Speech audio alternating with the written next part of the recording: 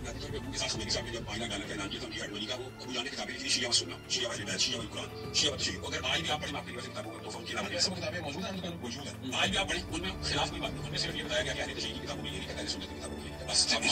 वहां से आ रहा था पाला गलत, उसकी वजह आपको एक और हैरत होगी, शिया व सुन्ना एक किताब की वजह से आलम अरब में लाखों की तादाद में शिया व सुन्नी भी कन्वर्ट हुए। और फिर वो दौर था इराक ईरान वॉर का, तो सद्दाम हुसैन ने अबू जान की किताबें बहुत ज्यादा पब्लिश करके फ्री में डिस्ट्रीब्यूट की, जिससे अहले सुन्नत की तादाद में शिया कन्वर्ट होना शुरू हुआ। ये तो एक शिया ईरान के लिए बहुत बड़ी सब्जेक्ट थी, इसलिए उन्होंने हेडमनी का ऐलान किया।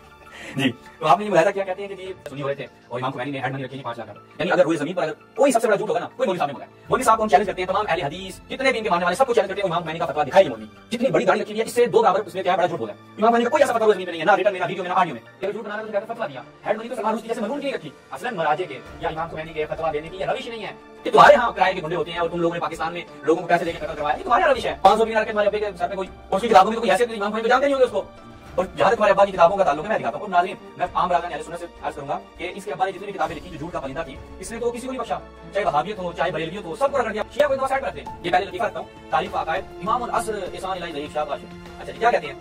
अहमद खान बरेलवी के फज़ाइल पढ़ने शुरू में कहते हैं 3.5 बरस की उम्र में जब अहमद रज़ा खान एक बाजार से गुजर रहे थे, उन्होंने सिर्फ एक बड़ा सा कुर्ता ज़ेब-ए-तन किया हुआ था, शबाश नहीं किया अहमद खान के सामने से तवाइफ आ रही थी। उन्होंने अपना कुर्ता उठाया और दामन से आगे छुपा लिया, हाथ में हाथ किया, पूरा कुर्ता उठाया। तवाइफ ने कहा वाह मुन्ने मियां आंखें छुपा ली, मगर नीचे तो तुम्हारे हिसाब किताब गड़बड़ हुआ है। ठीक है, सारे पेपर नजर आ रहे। 3.5 बरस की उम्र में बरेलियत के मौसम से जवाब दिया, नजर बह गई, दिल बह गया। अब कहना क्या जा रहा है? कहना ये जा रहा है कि जब तुम जैसी खूबसूरती देखो ना, तो फिर वो कंट्रोल नहीं होता, रहा नहीं जाता। अब इनसे कोई पूछे कि 3.5 बरस की उम्र में खान साहब को कैसे हो गया, आने वाली तवाइफें हैं। और फिर जिस बच्चे ने अभी सत्र ढापना शुरू ना किया हो, यानी 3 साल का बच्चा, वो नीचे भी पैंपर से ताज़ा फ्री हुआ है, ठीक है, उसको खैर पैंपर नहीं थे, लेकिन अभी ताज़ा पैंपर से फ्री होता है 3 साल का बच्चा, उसे नजर दिल के बहने से सतर के बहने का जिनसी हाल कैसे मालूम हो गया कि अगर आंख लड़ गई तो प्रमाण बढ़ जाता है। उसे कैसे पता होगा? ये अहमद खान बरेलवी साहब के बारे में उन्होंने लिखा। ये तो मैं एक नमूना दिखा रहा हूं।